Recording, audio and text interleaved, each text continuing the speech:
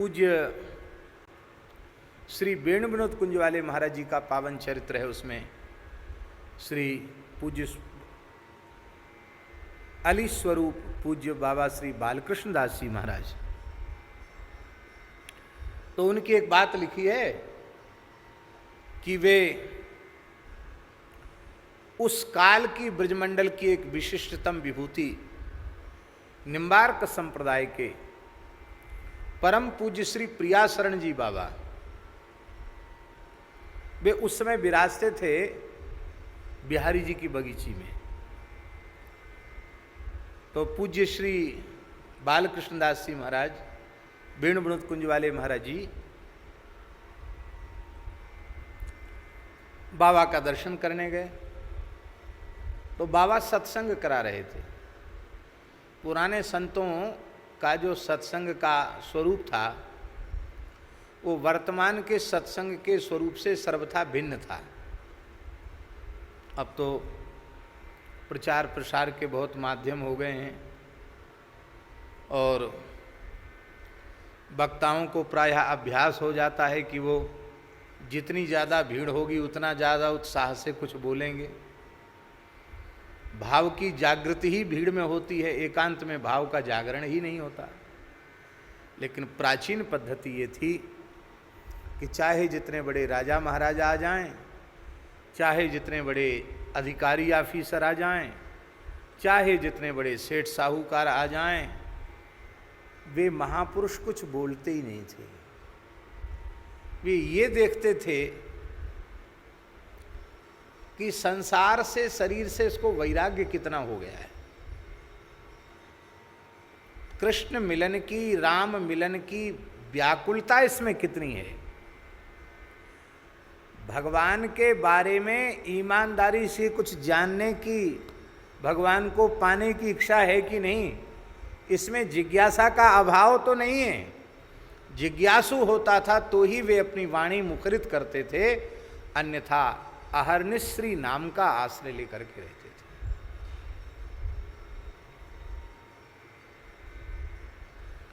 ये प्राचीन पद्धति थी।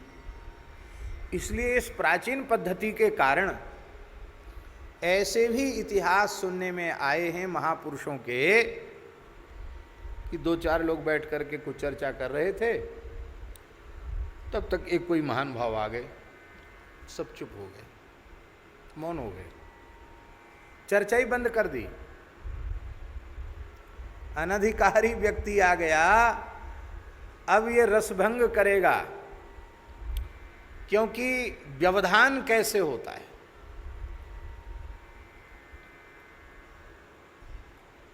विजातीयत्वम व्यवधानत्वम,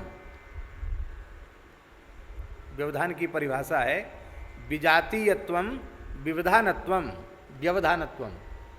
विजातीय कोई आ जाएगा तो व्यवधान हो जाएगा। सजातीय किसको कहते हैं, विजातीय किसको कहते हैं। हमारा आपका मन, हमारे आपके सिद्धांत, हमारे आपके विचार, हमारा आपका साधन, हमारी आपकी वृत्ति मिलती है तो विक्षेप बिल्कुल नहीं होगा। आप ध्यान में बैठे हों, हम आ जाएं, विक्षेप नहीं होगा। हम ध्यान में बैठे हों, आप आ जाएं, विक्षेप नहीं होगा। जहां कहीं कोई ऐसा व्यक्ति आ गया जिसके विचार, जिसके संस्कार, जिसकी वृत्ति, हमारी वृत्ति, हमारे संस्कार, हमारे विचारों से सर्वथा भिन्न है, उस व्यक्ति के आते ही चित्त बहिर्मुख होने लग जाएगा।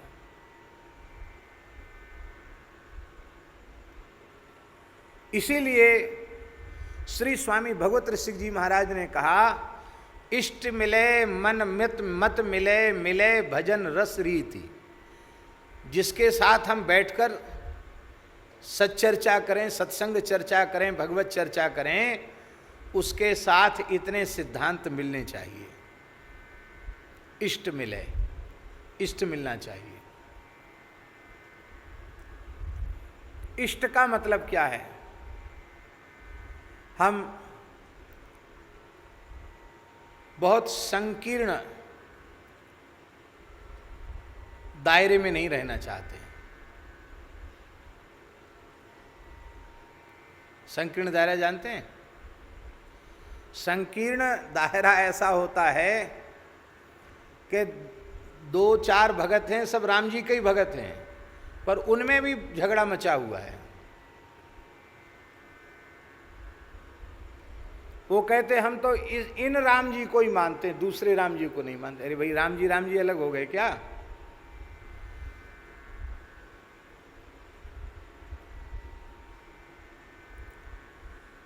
ठाकुर जी अलग हो गए। बोले हम तो केवल श्रीनाथ जी को मानते हैं। बिहारी जी, श्रीनाथ जी, हम तो केवल बिहारी जी को मानते, श्रीनाथ जी।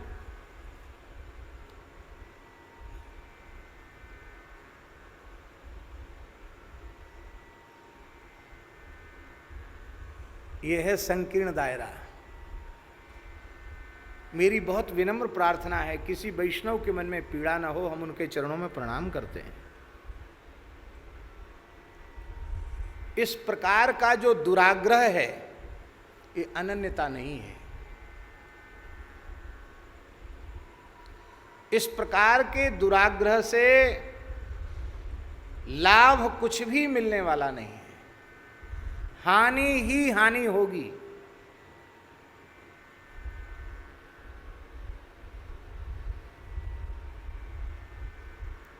सत्य घटना सुना रहा हूं आपको। यद्यपि मैं पूरी घटना को जानता हूं, लेकिन नाम मर्यादा के कारण नहीं ले रहा हूं।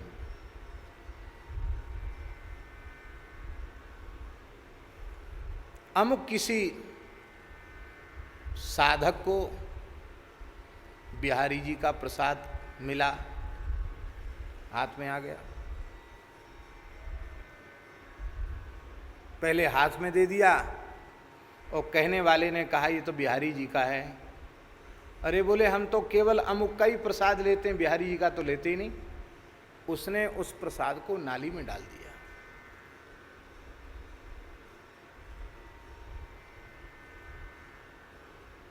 अनन्यता के नाम पे। और स्थिति ये हुई कि उसके बाद जिसने ऐसा किया था वो पागल हो गया, विक्षिप्त हो गया।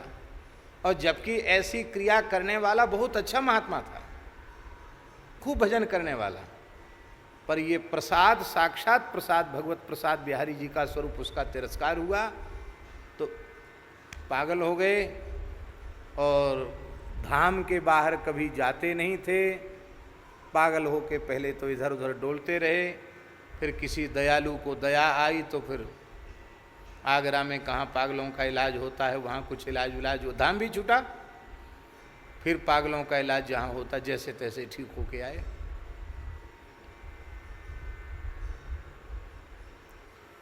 फिर एक प्रेत ने पकड़ लिया। देखो, सत्य घटना सुना रहा हूँ आपको। फिर उसी व्यक्ति को एक प्रेत ने पकड़ लिया।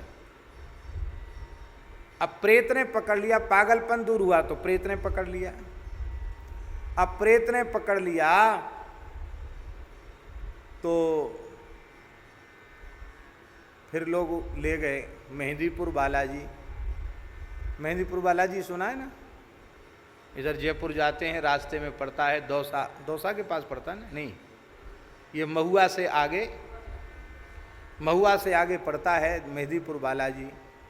मेहंदीपुर बालाजी ले गए, वहाँ इलाज हुआ, वहाँ से ठीक हुए।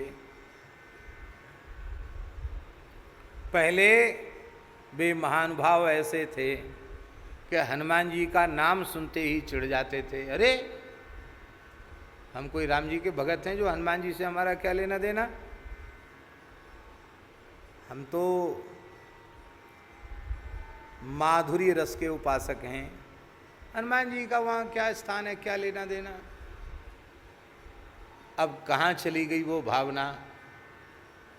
अब वे ही मिले तो उनको कुछ खाने पीने के लिए दिया गया तो उन्होंने तुरंत अपना झोला खोला, एक थोड़ी सी चुटकी राख ली, उसमें मिलाई पानी में।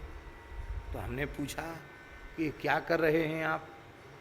अरे बोले महाराज हमारा मेहंदीपुर बालाजी का इलाज चल रहा है, वहाँ ये भभूत दी है, वहाँ से बोले कुछ भी खाओ पियो, ये भभूत मिला के खाओ पियो। अब आराम है? बोले हाँ अब आराम है। खैर कुछ कहने सुने पीड़ा ही होती, हमने तो कुछ नहीं कहा, लेकिन मन में आया कि कहाँ तो शालिग्राम जी का चरणामृत नहीं लेते, किसी मंदिर का प्रसाद नहीं लेते, और अब हनुमान जी के नाम से चिढ़ते थे, अब हनुमान जी की ही विभूति डाल करके तब ठीक हो रहे हैं। तो ये बात हम इसलिए हाथ जोड़कर प्रार्थना कर रहे हैं कि रामकृष्ण नारायण में भेद करना, वैष्णवों में भेद करना, संतों में भेद करना, इससे केवल और केवल अपराध ही बनता है और कुछ हाथ नहीं लगता। इसलिए यदि ईमानदारी से भगवान की ओर बढ़ना चाहते हो और इसी जन्म में अपना परम कल्याण चाहते हो तो भगवत स्वरूपों में भेद मत करो। भगवत स्वरूपों में भेद करने से भगवत अपराध हो जाएगा और संतों में वैष्णवों में भेद करने से भागवतापराध हो जाएगा। भगवत भागवत अपचार ही हमें बारंबार नीचे गिरा देता है।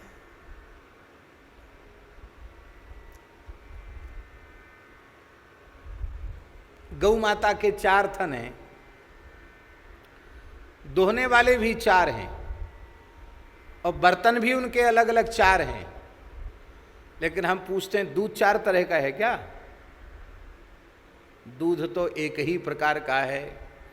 ऐसे ही भक्ति महारानी कामधेनु गौ माता हैं, चतुस्संप्रदायाचार्य हैं, श्री ब्रह्मरुद्र सनकादिक, ये चतुस्संप्रदायाचार्य यही 4 दोहनी लेकर दोहने वाले हैं और दूध सब में एक ही है, उसमें भेद नहीं है। इसलिए जो उपासना आपके आचार्य ने, गुरुदेव ने आपको बताई हो उस पर चलो, पर परनिंदा पर चर्चा किसी की उपेक्षा मत करो, सबको एक भाव से स्वीकार करो। पूज्य सद्गुरुदेव भगवान श्री भक्तमाली जी की कैसी अपार कृपा इस दास पर है। ये उनकी चरण रज, उनके उच्छिष्ट, उनके चरण जल की ही महिमा है। हम एकदम सत्य कह रहे हैं, यहाँ वृंदावन धाम है, आप सबके मध्य बैठे हैं। हम किसी भी भक्त का चरित्र कहते हैं या किसी भी आचार्य का चरित्र कहते हैं तो हमको ये लगता ही नहीं कि हम किसी अन्य संप्रदाय के अन्य भक्त या अन्य आचार्य का चरित्र कह रहे हैं। हमको लगता है हम अपने आचार्य का चरित्र कह रहे हैं। ये है केवल समर्थ सद्गुरुदेव भगवान की कृपा।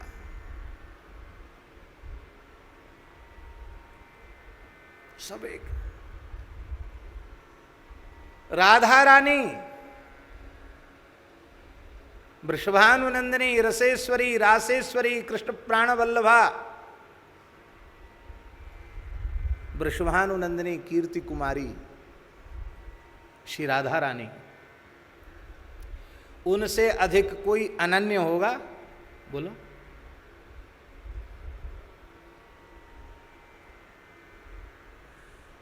वाल्मीकि रामायण में किशोरी जी स्वयं कर अनन्या राघवेणाहम भास्करेण यथा प्रभा। अरे रावण, मैं राघव से अनन्या हूं, जैसे सूर्य की प्रभा सूर्य से अलग नहीं हो सकती, ऐसे ही मैं श्री राम जी से अलग नहीं हूं।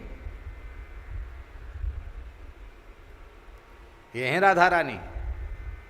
उनसे ज्यादा अनन्या और कौन होगा?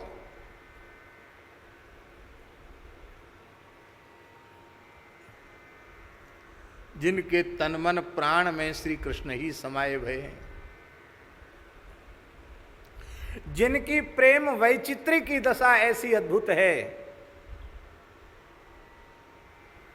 श्याम श्याम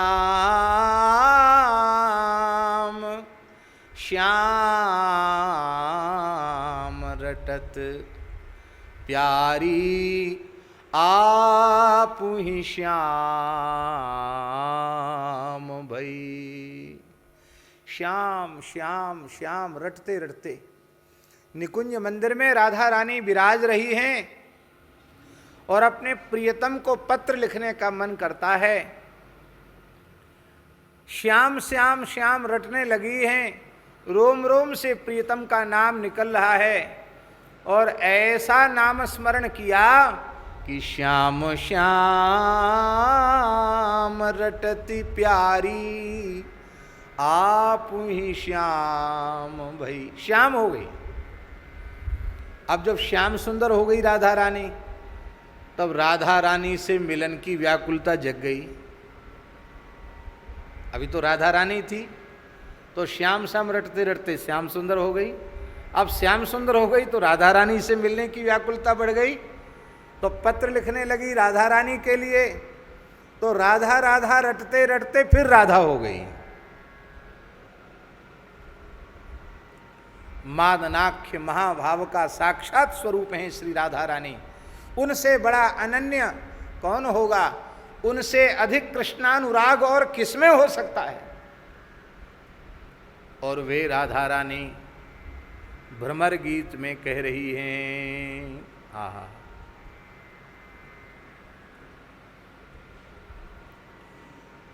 मृगयूरिव कपीन्द्रम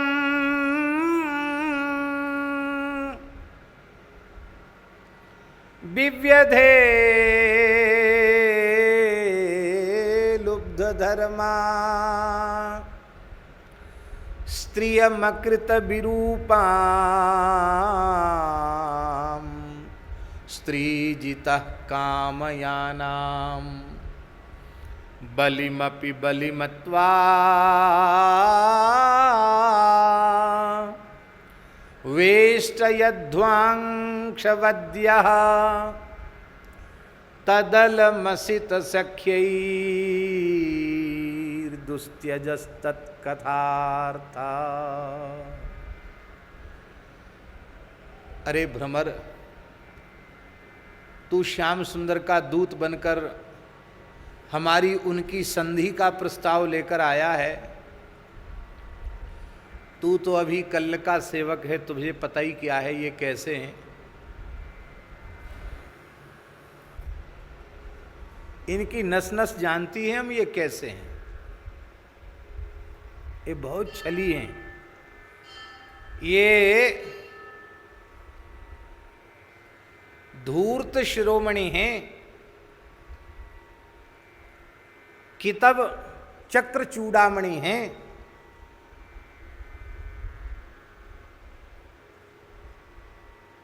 आज से चतुर चालाक हो गए हो ऐसी बात नहीं है, बड़ी छलियां हैं।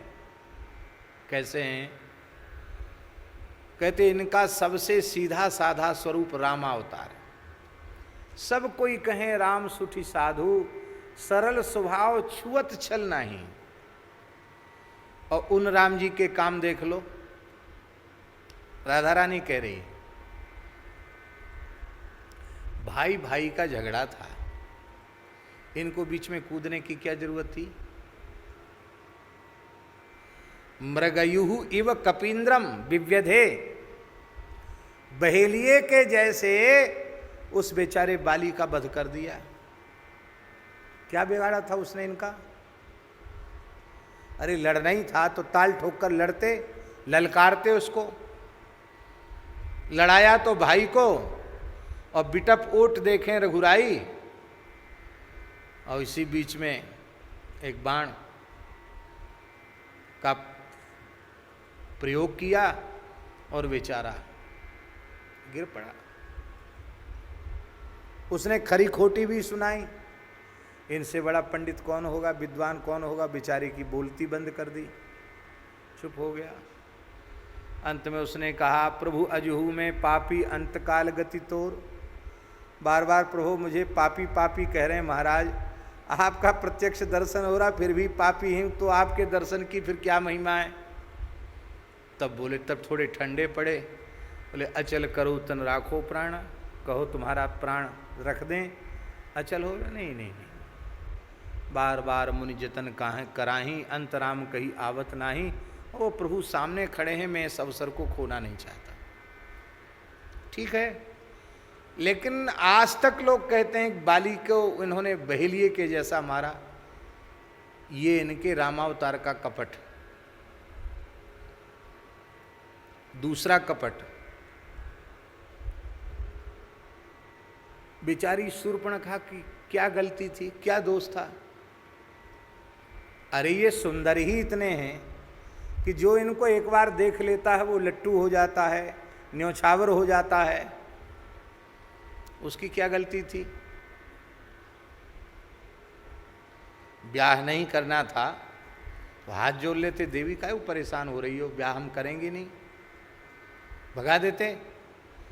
खुद विवाह किया नहीं, दूसरा ब्याह कर ले इस लायक छोड़ा नहीं। अरे नाक कान ठीक ठाक रहते तो कोई दूसरा भी पसंद कर लेता, दूसरे के विवाह के योग्य भी नहीं छोड़ा। तो देखो उस बेचारी के साथ क्या इन्होंने किया। चलो क्षत्रियों में तो कुछ न कुछ राजनीति होती है, उनको कुछ न कुछ करना पड़ता है राजनीति। ब्राह्मण तो सरल ही होता है। ब्राह्मण के जो कई लक्षण शास्त्रों में आए हैं उनमें मुख्य लक्षण है ब्राह्मण का आर्जव, ऋजुता। ऋजुता के भाव को आर्जव कहते हैं, सरलता। जो अत्यंत सरल हो ब्राह्मण है, उत्तम ब्राह्मण है। छल कपट बहुत ज्यादा हो, ब्राह्मण हो तो समझ लेना कुछ न कुछ इधर उधर की छाया पड़ गई है इस पर, ये शुद्ध ब्राह्मण नहीं। ब्राह्मण और छल कपट संभव नहीं। पर देख लो, पवित्र कुल में जन्म, कश्यप जी जैसे पिता, अदिति जैसी माता, भगवान वामन विप्र कुल में उत्पन्न हुए, छोटे से बालक बन के पहुंच गए। उसने चरण धोए, पूजा करी। बलिमपि बलिम अत्वा, बलिम अत्वा माने पूजांग गृहीत्वा, उसके अर्घ पाद्य मधुपर्क आदि सबको स्वीकार कर लिया और खूब स्तुति भी उसकी गाई बलि की। जब उसने कहा महाराज कुछ लेने आए हैं तो ले लीजिए, बोला हम तो संतोषी ब्राह्मण हैं, हमको अपने पैर के नाप से 3 पग पृथ्वी दे दीजिए।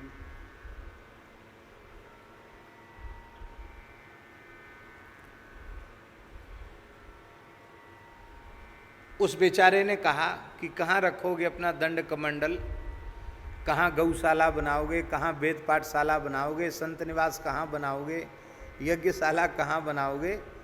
अरे 3 पग में क्या करोगे?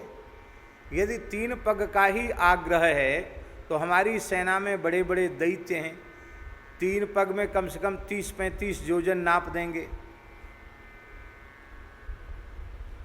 तो कहो उनसे नपवा देवें। बोले नहीं नहीं नहीं, सम्मितानि पदा मम, हमारे अपने पैर के नाप से। बोला भाई ब्राह्मणों से विवाद नहीं करना चाहिए, वांछातः प्रतिगृह्यताम, आपकी जैसी इच्छा।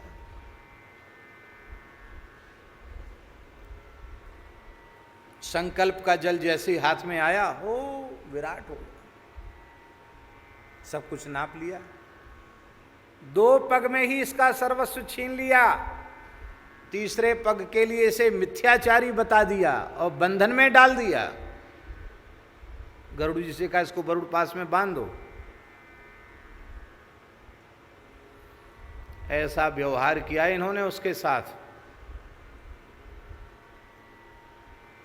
आपके पास कोई व्यक्ति पहुंचे और कहे हमें 3 मीटर कपड़ा दो, आप कहें ठीक है 3 मीटर कपड़ा दे देते हैं, पर वो हमारे जैसा व्यक्ति कहे कि हम आपके मीटर से नहीं नापेंगे, तब कैसे नापेंगे? बोले हम वृंदावन से कोयम्बटूर 1 मीटर मानेंगे, वृंदावन से कोयम्बटूर 1 मीटर हुआ ये हमारा, तो दुनिया में कहीं हमको 3 मीटर कपड़ा इस पैमाने से कोई देगा नाप करके? अरे भाई मीटर माने मीटर होता है।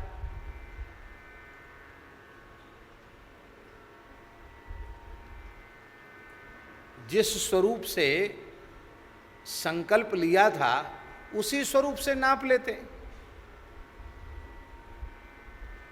अच्छा नहीं कह इन्होंने। तत अलम असित सख्यैहि, असित सख्यैहि अलम, इन कालों की मित्रता से तो अब मैं भर चुकी हूं, यहां तक भर गई है बस, तत्आलम। अरे भाई, जब ऐसी बात है तो फिर निरंतर कृष्ण कृष्ण कहकर रुदन क्यों करती हो? उन्हीं के नाम रूप लीला के सिंधु में क्यों डूबी रहती हो? तो श्री जी कह रही हैं, दुस्त्यजस तत्कथार्थ।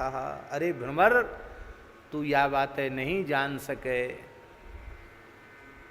प्यारे श्याम सुंदर, तू हमें छोड़ के चले गए, पर अब हमारे जीवे को सहारो विनको नाम, विनको रूप, इनकी लीला ही तो है। मैं विनके नाम रूप लीला के आस्वादन के बिना आधे क्षण भी जीवित नहीं रह सकूं।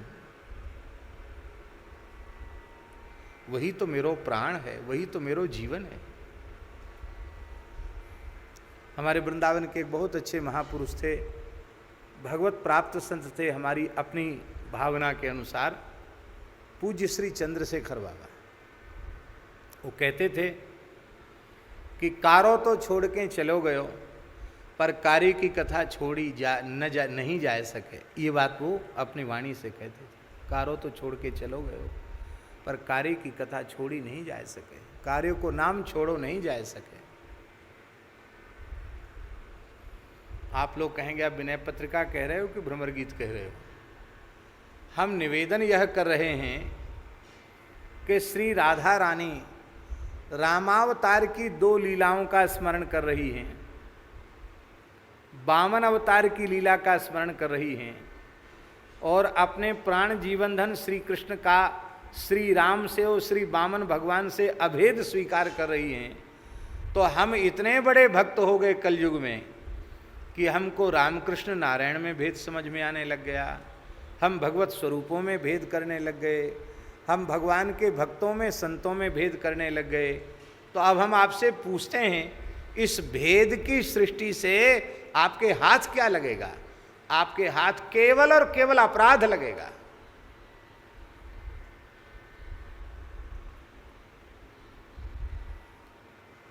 हम लोग राजकोट जा रहे थे, ट्रेन से टिकट था, जम्बू तवी, मथुरा से बैठे। धीर समीर में जो रहते हैं मदन मोहन दास जी हमारे साथ थे, और भी कुछ संत थे। तो मदन मोहन दास जी ही हमारे ठाकुर जी की सेवा करते थे। तो हम लोगों ने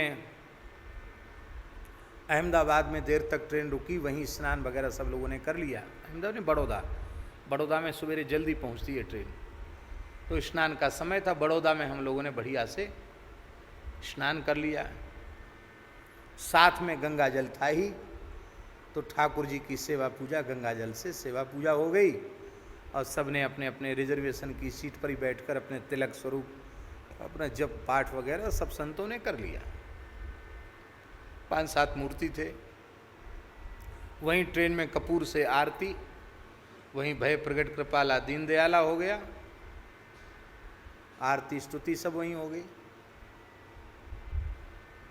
और भोग भी लगा। बढ़िया सुंदर देसी गाय के दूध के पेड़ा बना के लेके गए थे, अपने हाथ से बने हुए पेड़ा। तो पेड़ा भोग लगे, कुछ थोड़ा नमकीन था, अपने स्थान का ही बना हुआ, तो नमकीन और वो पेड़ा भोग लगा। और स्वाभाविक है, एक मानवता के नाते सामने कोई बैठे हैं तो उनको मन होता है कि भाई इनको भी प्रसाद दें।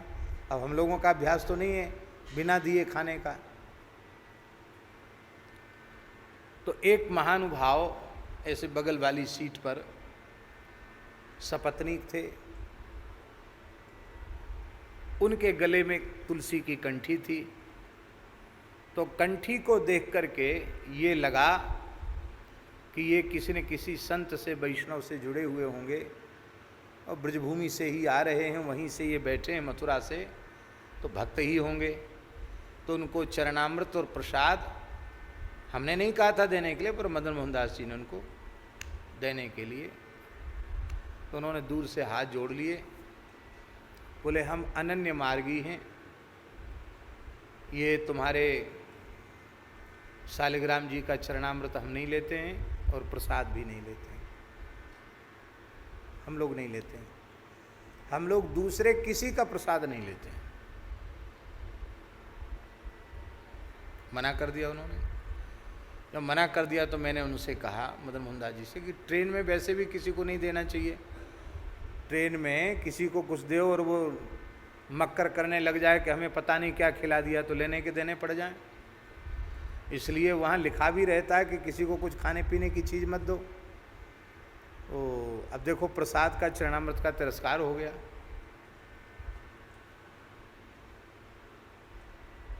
बोले ठीक है गुरुजी, अब नहीं देंगे किसी को। मैंने कहा ठीक है, कोई मांगे तो उसको दो, जो नहीं मांगता तो बिना मांगे मत दो। अब थोड़ी देर में चाय आई, जो बिकती है ट्रेन में, भजिया आए, पकोड़ा आए, जिनमें प्याज लहसुन भी पड़ा रहता है, बटाका बड़ा वगैरह कहते हैं ना गुजरात, बटाका बड़ा, चा बटाका बड़ा, वो कहते घूम रहे थे। तो उन दंपति ने खूब प्रेम से भर के प्लेट खाया। अब हमसे सहन नहीं, तो मैंने उनको कहा, जब वो खा पी के संतुष्ट हो गए, तब मैंने उनको कहा, महानुभाव, एक बात हम आपसे कहें, आप बहुत दुखी तो नहीं हो जाएंगे? दुखी होंगे तो मैं ना कहूँ, दुखी न हो ज़्यादा तो मैं कहूँ? हाँ नहीं, कहो महाराज, क्या बात है? तो मैंने कहा, गंगा जल में भगवान की सेवा हुई, शालिग्राम जी, गिरिराज जी के स्वरूप साथ में, उनका चरणामृत प्रसाद लेने में तो आपकी अनन्यता भंग हो गई। आप किसी दूसरे का प्रसाद नहीं लेते। अब किसने बनाया, कैसे बनाया, क्या बनाया, और तो ये ऊटपटांग तुम बाजार का, ट्रेन का सामान खा रहे हो, इसमें तुम्हारी अनन्यता कहाँ चली गई?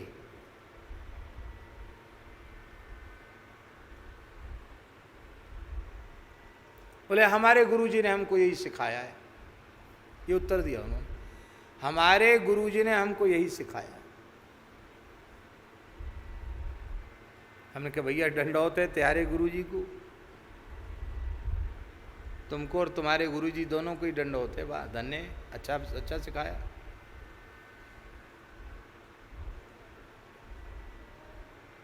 क्या लाभ है इससे?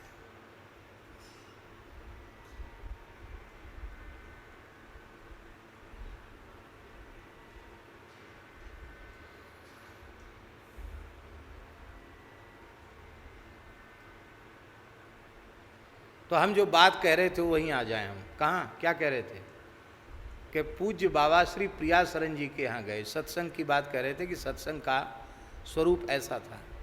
तो वहाँ 5-7 लोग बैठे थे। पूज्य श्री वेणुवृंद कुंज वाले महाराज जी भी बैठ गए। तो पूज्य बाबा प्रिया शरण जी ने कहा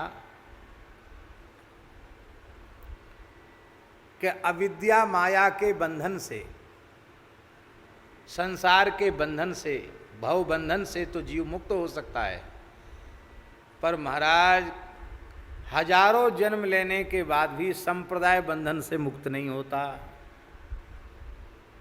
क्या कहा? भव बंधन से, संस्कृति के चक्र से तो व्यक्ति मुक्त हो सकता है, पर हजारों जन्म बीतने के बाद भी संप्रदाय के बंधन से मुक्त नहीं होता है।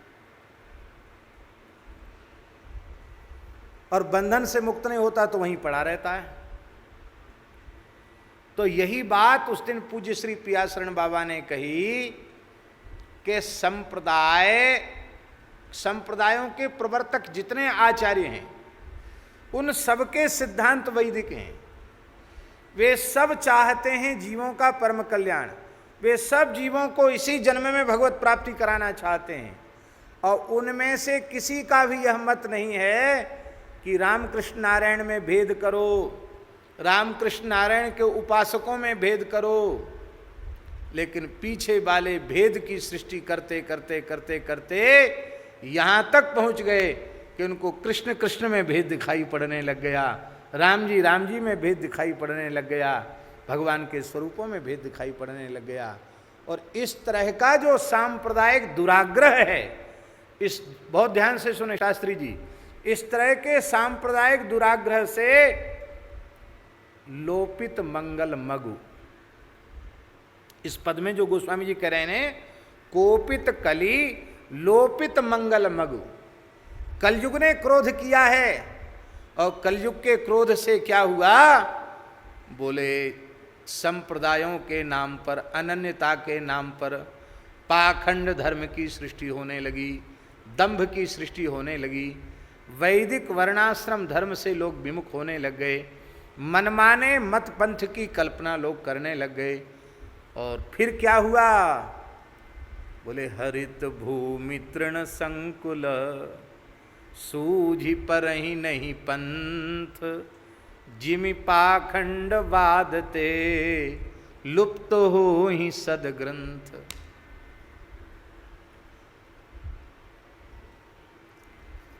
लक्ष्मण राम जी को पता होगा, ऐसे भी लोग हैं कि नहीं कि जो रामचरितमानस नहीं पढ़ने देते हैं? बोलो, हैं कि नहीं? भक्तमाल नहीं छूने देंगे, रामचरितमानस नहीं छूने देंगे, गीता नहीं पढ़ने देंगे, भागवत जी को तो कहेंगे कोसों दूर रहो इससे। तब क्या? बोले वाणी में भी हमारी अमुक वाणी कोई पढ़ना, उसमें भी हम जो कहते हैं सो सुनना, हमारी ही व्याख्या पढ़ना। लो, गीता जी तो गीता जी हैं। अब हम कहें कि जो हमने कहा सोई तुम सुनो, दूसरा मत सुनो। अरे हमने क्या कहा? कहा तो भगवान श्री कृष्ण ने, सुना अर्जुन ने। लेकिन वो कहेंगे साधक संजीवनी मत पढ़ो, गीता प्रेस की कोई पुस्तक मत पढ़ो। क्यों? उन्हें भय है कि कहीं हमारी संप्रदाय की संख्या कम न हो जाए, इसको कुछ पता न चले, ये केवल हमसे बंध करके रहे।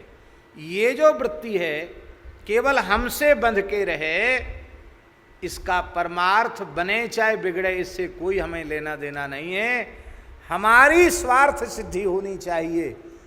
इस दुराग्रह के कारण ही लोपित मंगल मगु, कोपित कली लोपित मंगल मगु। कलयुग ने कोप कर दिया, और कलयुग के कोप से मंगल के मार्ग विलुप्त हो गए। इसलिए भैया भेद शून्य होकर के उपासना करो।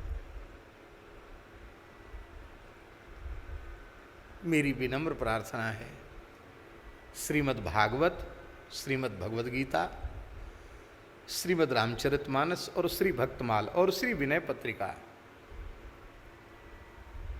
ये 5 ग्रंथ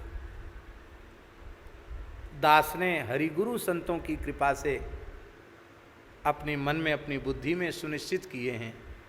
हमको लगता है कि इतने का ही आश्रय कोई जीव ले ले तो इतने से ही उसको परमार्थ का पथ एकदम प्रकाशित होने लग जाएगा।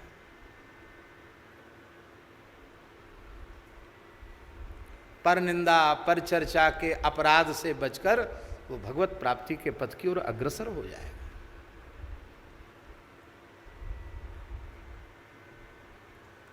मूल आचार्यों का ये लक्ष्य नहीं था।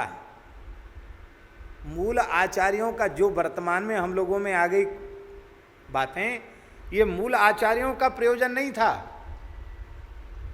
पर धीरे धीरे धीरे धीरे हम अपनी विचारधारा को संकीर्ण बनाते बनाते बनाते बनाते और फिर रास्ता ही हमारा बदल गया।